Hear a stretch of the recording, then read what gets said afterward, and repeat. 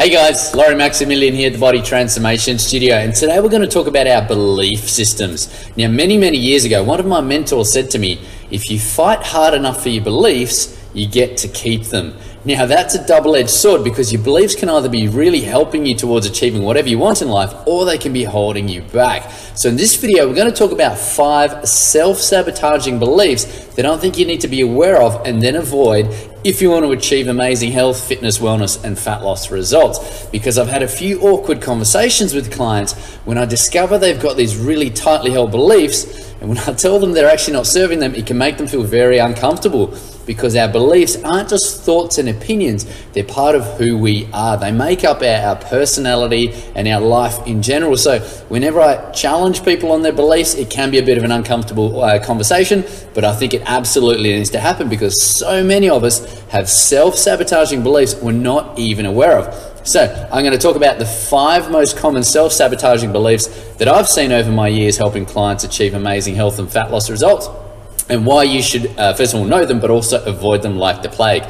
So one of the first limiting beliefs that I think you absolutely need to avoid is saying it runs in my family. I hear this all the time when I talk to people about their health. Maybe they've got, heart disease, high cholesterol, diabetes, low bone density, whatever it is. The first thing they say to me is, oh, my parents have got that, or my grandparents have had that. It just runs in the family, as if it's completely out of their control. Now, yes, I'm being sensitive to those with genetic predispositions to, heart disease, cancer, diabetes, all those sorts of terrible conditions.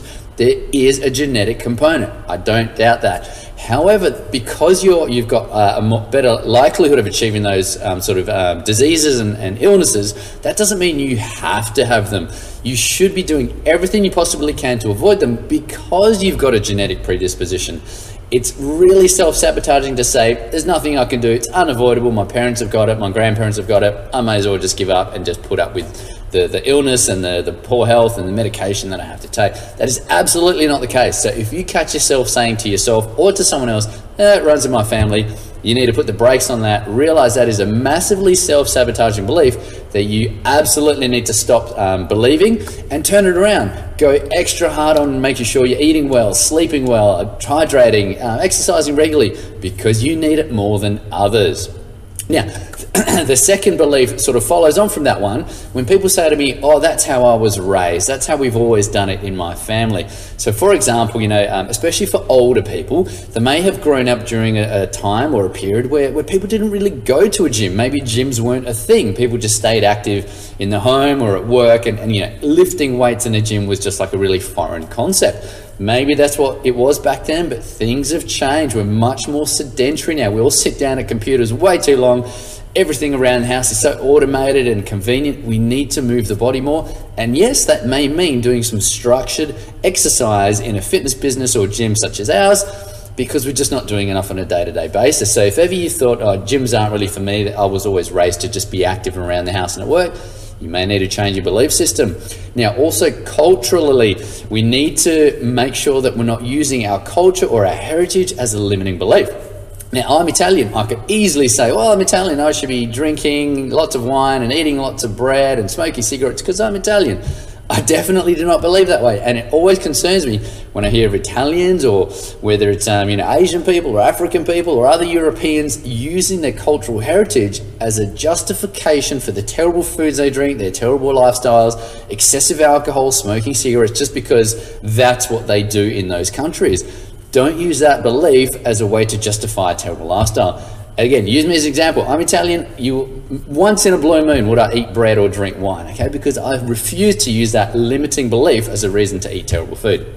Now, moving on, the next limiting belief, so the third one that I think you need to be mindful of, is when people say, well, supplements are dangerous. I'm just going to get all my nutrients from actual food. I get it. There's been a lot of bad press about supplements, being really harmful or poorly regulated or manufactured. I get it. There's lots of dodgy supplements out there. Yes, 100% you need to be mindful of that. You need to be very careful with the supplements you do take. But please understand the way that our foods are grown, manufactured and treated, it's pretty much impossible to get all the nutrients you need from solid food.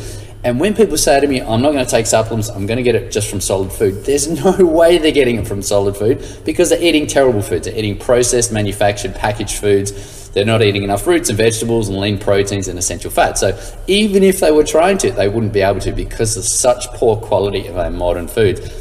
Supplements are actually a necessity, and there's a few, I won't go into it in this video, but there's a few supplements you absolutely should take on a daily basis because there's no way you're going to get them from food alone. And if you do manage to get them from food alone, it would be a full-time job for you to manage your nutrition just to be able to get the basic nutrients you need to avoid ill health and achieve any sort of health and fat loss goals that you might want. So supplements. Moving on, so the fourth limiting belief that I think really needs to be avoided is saying something like everything in moderation. This one drives me crazy. I hear this all the time. First of all, because the word moderation means different things to different people. To me, the word moderation means once a week, maybe once a fortnight or once a month. To some people, moderation means once a day. So if they're drinking a couple of glasses of wine a night, they might say to me, oh, everything in moderation, it's only in the evening. That's a huge amount of alcohol on a weekly basis. When I say to people in moderation, I mean maybe once a week, once a fortnight, special occasions. Things like snacks and chocolates or processed carbohydrates. Moderate, only eat bread at lunchtime. That's in moderation. No, it's not. That's a huge amount of bread throughout the week. That is not doing you any good, and there's a whole heap of reasons why that's harmful. I won't go into that in this video. So be mindful whenever you catch yourself saying everything in moderation to justify the foods that you know aren't healthy for you, but you actually really just enjoy. When you're struggling with that concept, now if you've got teenage kids, imagine one of your kids coming home and saying, oh, I'm smoking, but only one a day, so it's in moderation. You'd be furious. You'd sit them down and explain the dangers of smoking a cigarette every single day. So try to use that concept whenever you hear yourself say, just in moderation, when you're trying to justify any unhealthy foods or excessive alcohol. Now, the last, fifth and final limiting belief that you 100% need to be aware of, catch yourself out if you're saying it, but then absolutely avoid is saying, I'm too busy. This one drives me crazy. When people say, I'm too busy to exercise, you are effectively shutting down the part of your subconscious brain that's trying to look for a solution to fit in exercise into your busy schedule. Your body knows what you need, and the subconscious brain works overtime trying to fit everything in, trying to come up with solutions to all the problems in your life. The way you talk to yourself can shut down that problem-solving part of your subconscious. So saying, I'm too busy to exercise, your brain goes, well, okay, what's the point of even trying to come up with a solution? Don't ever say those words to yourself or anyone else that you're too busy to exercise, because I can guarantee 100%, I can give you examples of clients that are busier than you, have got more kids than you, are single parents working 2 jobs, that are still finding time to exercise. And I don't mean that as a criticism, because I know we're all busy and a lot of you got very stressful lives. But always remember, there's someone busier than you exercising more than you are. I can guarantee it. And if you actually want me to give you examples, hit me up. I'm more than happy to give you examples of clients that are here that are exercising really, and they've got crazy stressful lives. So never say to yourself, I'm too busy to exercise, because it's all about time management.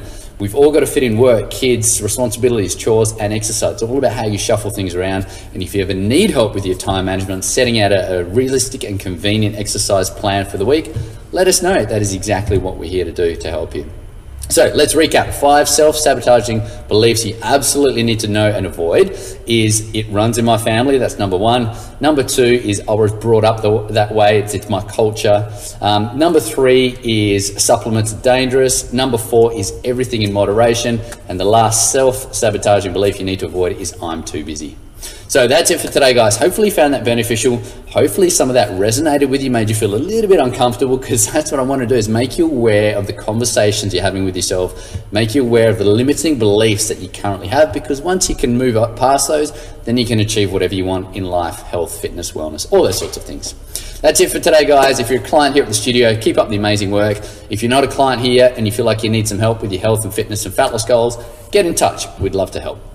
That's it for now, guys. Comment below, let us know if you enjoyed it. And as always, please share this with anyone that you think would benefit, because we want to get this message out to help as many people as possible. Thanks, guys, and we'll see you again soon.